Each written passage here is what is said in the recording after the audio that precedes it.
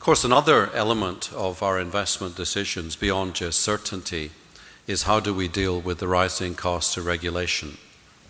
And, if you look at many industries, not just ours in healthcare, we have more and more government regulation on compliance.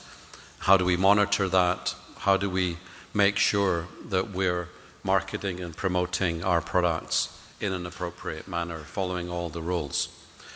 Very soon, of course, everybody's going to be subject to this, the Sunshine Act, in terms of monitoring payments from industry to physicians.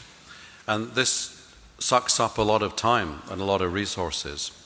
And as companies, we've got to make sure we do all that properly, but then we still don't lose track of what we're trying to do, which is meeting unmet medical needs and innovating, bringing new products to market.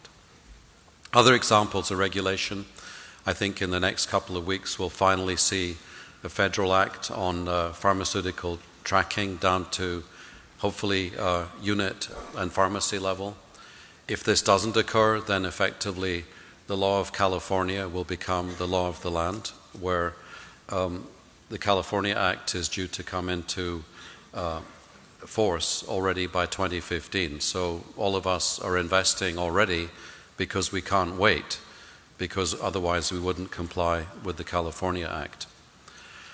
Then, of course, we heard examples this morning of increasing requirements, whether it be from FDA or regulatory agencies overseas, whether it comes to how these clinical trials are designed, what are the standards for good laboratory practice, and of course there isn't a week that goes by that we don't read about significant challenges for pharmaceutical manufacturers in particular, complying with all the FDA's regulations in terms of good manufacturing practice.